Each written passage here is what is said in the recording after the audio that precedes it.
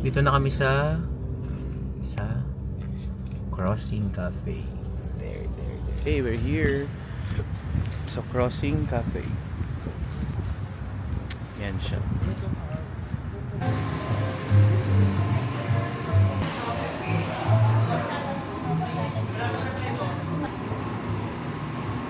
Ayaw mo doon? Gusto ko. Ayun nga. Pagkain dyan, yung iba kape, coffee dyan. There you go.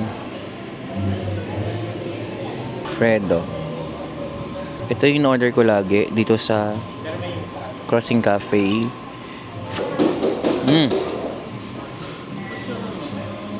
Sarap. Thank you, Sam.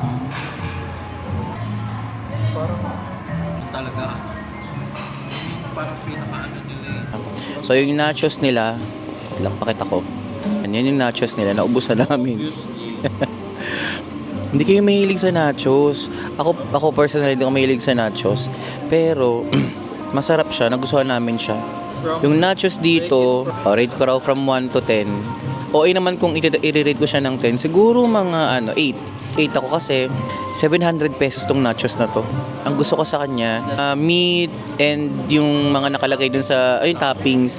Hindi lang siya toppings kasi naka hanggang sa ilalim, kaloob-loob ang mga nachos meron siya, unlike yung usual na nachos na nabibili natin na nasa ibabaw lang yung toppings, literal na toppings lang. Pero ito kasi pati yung loob hanggang sa kailaliman ng nachos meron siya. So yun yung gusto ko sa kanya. Masarap. Kami ni Sam, hindi kami masyadong mahilig sa sibuyas. So may mga sibuyas siya pero not too much. Sakto lang. So naubos namin siya. Hindi lang kami mahilig dun sa olive kaya hindi namin siya kinakain. So sa nakikita mo ay lapit na namin siyang maubos. Konting-konti na lang. Ang thumbs down lang sa kanya dito sa Crossing Cafe, medyo pricey pricey yung mga foods and drinks nila. So it's 700 pesos yung bowl na yon. But good for 2 to 3. Hindi lang pala, 3 kami rito, may natitira pa. So, mga 3 to 4, I'll say, not bad. Kasi, you're also paying for the ambience, ganyan. Pwede kang mag-chill dito with your friends, with your family. Yun. Malapit lang siya. Kung meron kang sasakyan, kahit saan ka sa Cavite, malapit naman. Pero kung magko-commute, mahirap ba pag nag-commute? Pag nag-commute, paalabang to kung galing ka ng district. Parang yun lang yung way niya. Wala pumapasok sa loob ng Villar City, commute. So kung magko-commute ka, para makapunta ka dito, sasakay ka sa District Mall Imus, may mga cab, may mga multi-cab. So sasakay kayo ng paalabang. Pwede kayong bumaba dito sa The Crossing Cafe. Yan pwede nyo sabihin, Brittany Hotel. But yun, yung drinks, pares lang ng nasa Dear Joe.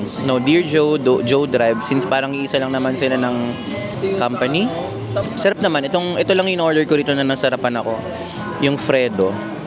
It's 270, 290 pesos. Yan, ganito yung size niya. Isang size lang siya. Pag bibilin nyo, iced or hot, ito lang talaga yung size niya. It's 290, 70 pesos. Confirm ko na lang later kasi hindi ko na matandaan kung magkano yung price niya. But yun yung price niya. Sarap siya. Ano siya? Chocolate with coffee. Masarap naman siya.